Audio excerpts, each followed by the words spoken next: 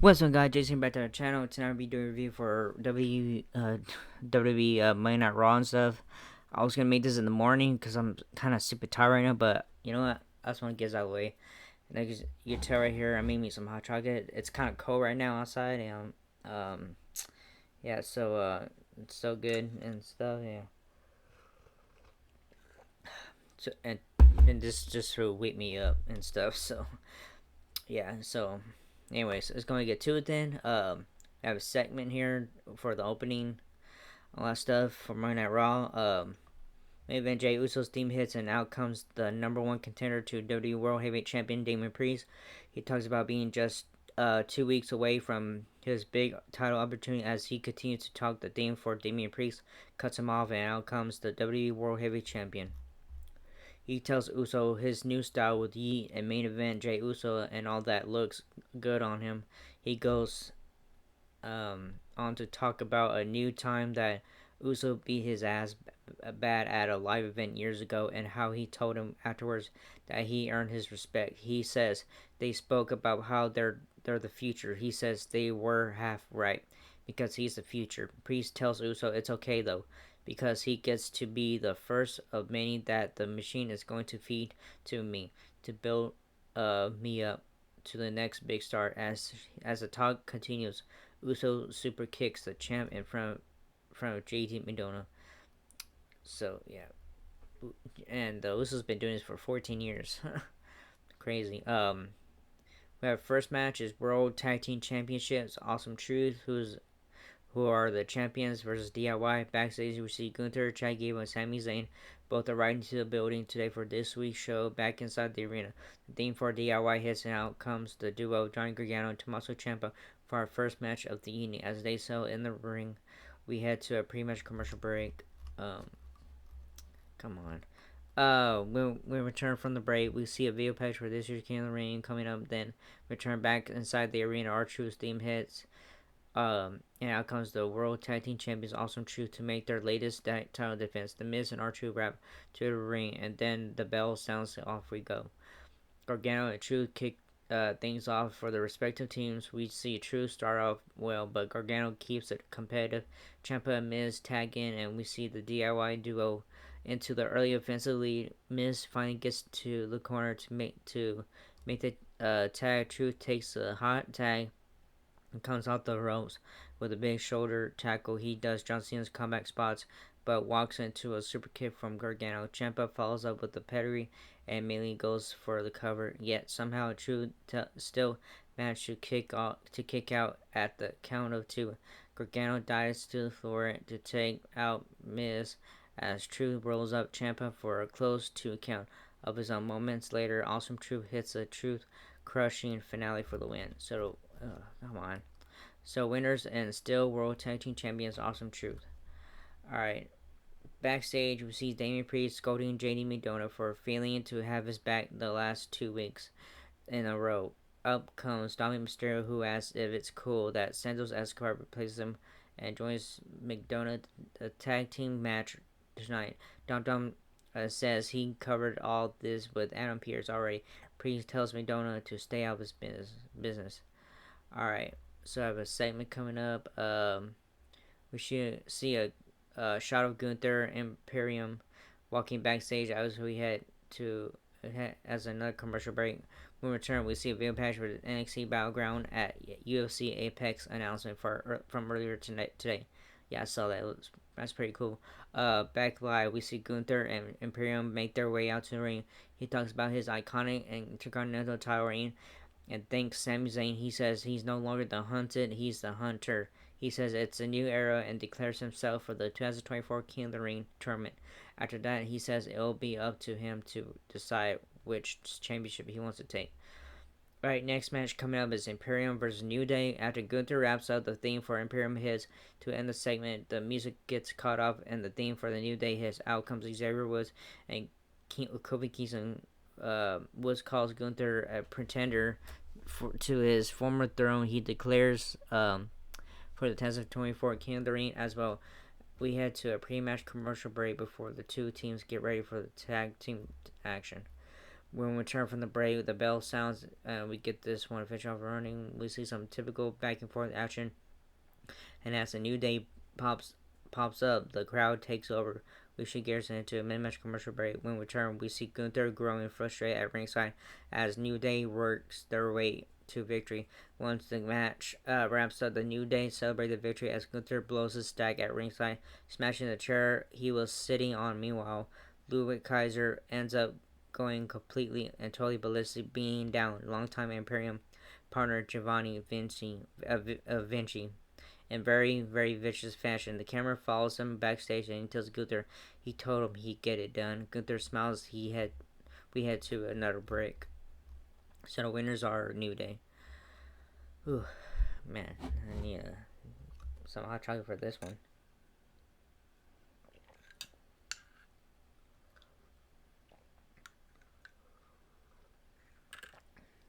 Man, I wish we had some more marshmallows. Anyways, there's time coming up with Drew McIntyre. We see a live shot of Drew McIntyre walking backstage as Michael Pat McAfee informs us that we will hear from him next. On that note, we head to another commercial break. We return to Scottish Warrior heads to the ring and sells side with the microphone in hand after a quick Andrade vignette airs highlighting his beef with the Judgment Day. McIntyre sells inside the ring as highlights from the WWE European Tour are shown. He sits down in the cross-legged CM Punk position in the middle of the ring. He goes on to declare for the King of the Ring, and as always brings up his issues with CM Punk. Sheamus's theme cuts him off. Excuse me. The Celtic Warrior comes to the ring and tries talking to him like a friend, but being honest with him. Telling him for 4 years he's heard him complain about having his WrestleMania moment robbed from him. He says he finally did it this year and blew it for a meme and a shirt due to a social media spat with Punk. McIntyre says Sheamus knows better than anyone the effect Punk had on him years ago. Sheamus talks about how they had banger after banger after banger, which McIntyre flips by agreeing and saying that was before he left. He says since he returned, it looks like it's been burger after burger after burger. So fucked up. McIntyre says they're friends, so he's gonna sit at ringside and watch his back. Just so you guys know, don't ever fat shame somebody. That's bullying. Even on social media comments, people who are bullying other people and don't know them very well, keep your comments to yourself because you guys are typing shit and stuff. That's not cool at all. Because to people that are commenting on social media, fat shaming, and don't want to say it in front of people's faces and stuff, y'all guys are a bunch of fucking cowards. There, I said it. To the bullies out there, y'all a bunch of fucking cowards who are bullying people for no reason on social media. And so y'all don't.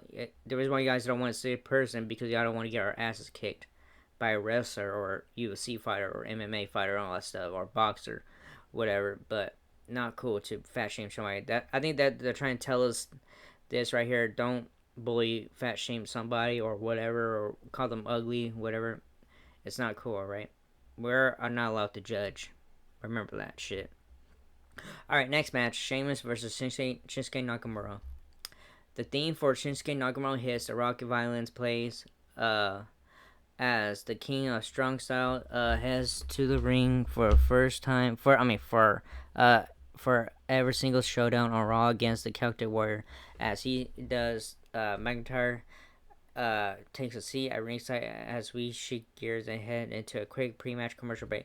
When we return, we see Shayna Baszler and Ivy never getting ready for the main event later tonight as Cole promotes a battle royal to crown the new WWE Women's World Champion. Back inside the arena, the bell sounds are official offer running. With this one, Nakamura starts off strong, but Sheamus starts to take over as the action continues. We head to a mid-match commercial break. When we return, we see Nakamura come close to starting off Sheamus a few times, but the Celtic Warrior keeps hanging on. Sheamus early costs him himself the match, getting distracted by McIntyre ringside, but ultimately he pulls it off. He stares at Drew after the win. So winner is Sheamus. Alright, Chad Gable explains his attack of Sami Zayn. This is another segment. Here we go.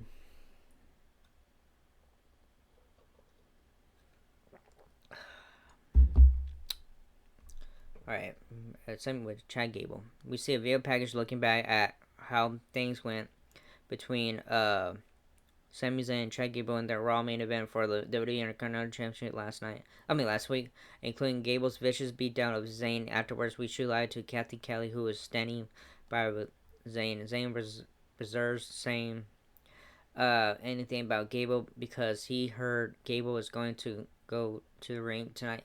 Explain his actions. He says he'll wait to see what he says, although he can't imagine he'll be able to explain what he did. Bronson Reed walks up and tells him to forget Gable because he has bigger problems. Sammy tells him if he wants the IC title, they can fight anytime, any place. Reed says good and then pretends to leave, only to turn around and visually attack Zayn backstage. Back inside the arena, we hear Chad Gable's theme hit, and out he comes to a ton of boos. We shift gears and head to another commercial break when we return. We hear him talk about how Zayn has had a bad couple of weeks between what he did to him last week, and Reed just now with the rest of Alpha Academy lined up. Gable goes one by one and belittles each member, telling them each why they are a disappointment to him. He then forces them to agree to make capturing IC the title their collective primary goal, no matter what. He makes them say no matter what and walks off by himself. Our next match is JD McDonough and Santos Escobar versus Andrade and Ricochet. Backstage, we see Dominic Mysterio with his arm in a sling approach. Ricochet cuts him off as he is talking trash. He tells him to tell bobblehead JD McDonough that he's gonna beat him on WWE Speed this week. He then walks off, and Dom turns around to see the woman who injured his mommy, Liv Morgan, staring at him. We head to a commercial break. When we return, we see Nia Jax backstage talking about tonight's Battle Royal to crown a brand new WWE Women's World Champion back inside the arena. Ricochet's theme hits and heads to the ring. Andrade's music plays next, and now he comes with his entrance mask on. He sells inside the ring, and his music dies down. The Judgment Day theme plays next, and then comes JD McDonough, accompanied by Dominic Mysterio with his arm in a sling. The theme for Layla del Fantasma hits next, and out comes JD's big partner for this match, Santos Escobar. The music dies down. The bell sound for are running with this one. We see some general back and forth action early on, and then Andrade fires up for the babyface team and brings the crowd to life as he starts hitting fast-paced, high-flying spots. He hits a big running knee to Escobar in the corner for a close near fall attempt. Ricochet tags in and hits a springboard clothesline off the top before hitting a standing shooting star for a near fall attempt. Pat McAfee is referring to Dom as Joe Dirt on commentary. Nice, Dom is sporting a mustache that would make handsome Cody Rhodes smile. Vince McMahon will be proud to. Okay, who gives a shit about Vince McMahon? Andrade goes for the three amigos and Escobar breaks it up. Escobar hits a hurricane on Ricochet that sees Ricochet flip into a leg drop on JD. Andrade follows up and pins him for the win. After the match, WWE World Heavyweight Champion Damian Priest hits the ring and attacks Andrade and Ricochet from behind, laying them both out as the crowd boos. Whereas he sees Dom just standing on the apron, watches. He yells something in Spanish to Tim and tells JD that he doesn't need anybody. He says you guys need him. So winners are Andrade and Ricochet. Alright, WWE Women's World Championship Battle Royal main event time, guys. Here we go. First, let me drink this real quick.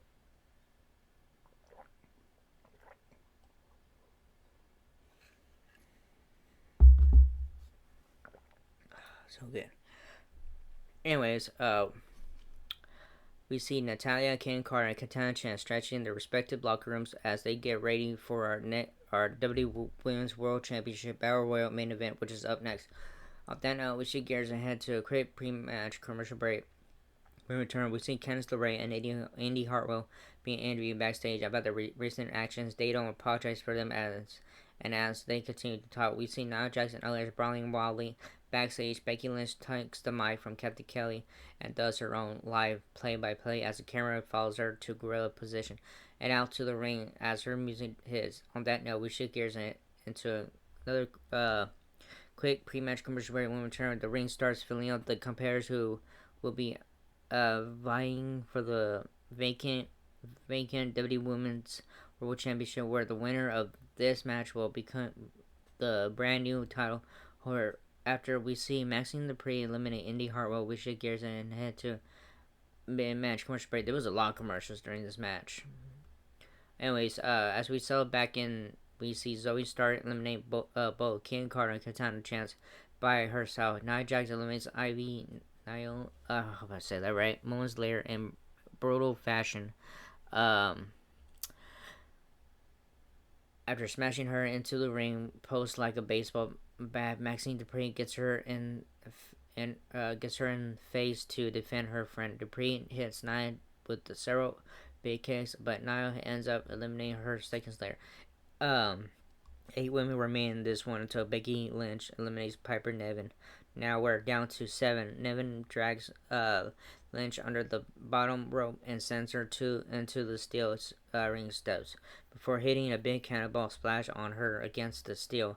Niven clears off the commentary desk. Nia Jax ends up on the floor after going under the rope as well. She chokeslams Piper on Becky on the table, but it doesn't break. Nia Jax hits a Smolin drop on Piper onto Becky on the table, and again it doesn't break. Chelsea Green is eliminated, but none of the referees seem to see it, so she hops back on the apron. We head into another commercial break as this high-stakes battle royal continues.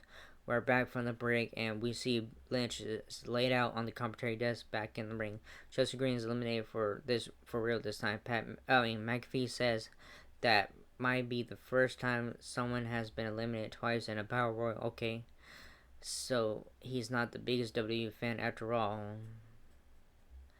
Okay, I don't mean by that. Whatever. We work our way down to Nia Jax getting eliminated, and Lynch and Morgan are only two left. I don't know why you say that about Pat McAfee. That's kind of fucked up. Anyways, Lynch hits a manhandle slam on Morgan on the hard part of the ring apron, outside of the ring ropes. Morgan bounces down to the floor at ringside. Lynch's theme hits. We have a new WWE Women's World Champion for the 7th time in her career. Lynch is a world champ. She is handed the belt, which she celebrates with the middle of the ring. She celebrates through the crowd as fireworks explode. That's how this rich goes on and blah blah blah. Anyways, that was a good show tonight and stuff. And yeah, it's oh man, kind of fucked up with McIntyre, but I know they're friends and stuff. But I tell you the truth though, I think they're trying to say is don't bully nobody. Like, don't judge nobody. Like, what their belief is. I mean, I know they didn't say that in the show, but like what their belief is, like who they believe or not believe. Definitely don't judge a person what they believe in or whatever. All right, that's not cool. Anyways, don't fat shame nobody. That stuff is kind of very fucked up. Also, I never body shame nobody, so that makes me a good person. But like on social media and shit, that's so stupid. Like everything's so toxic these days, and the fandom so toxic. Bunch of crybabies, whiny little bitches. The fandom is, and I don't care what y'all say to me about that. It is true though. Every fandom is so crybabies and toxic. Like, man, like, did your parents not hug you or something? But I don't know. But anyways, yeah, it was a good show tonight and stuff. And yeah, so don't be a bully on social media. That's a big no-no. So don't be a coward too, because I'm pretty sure y'all gonna get your asses kicked one of these days and stuff. That's why you don't want to see it in person, all that stuff. So anyways, that was it for this video, and hope you enjoyed it. And not like, subscribe, favorite, all that stuff, blah blah blah. And wherever y'all don't, I don't care. But anyways, that was it, and I'll see y'all in the next video. Layers.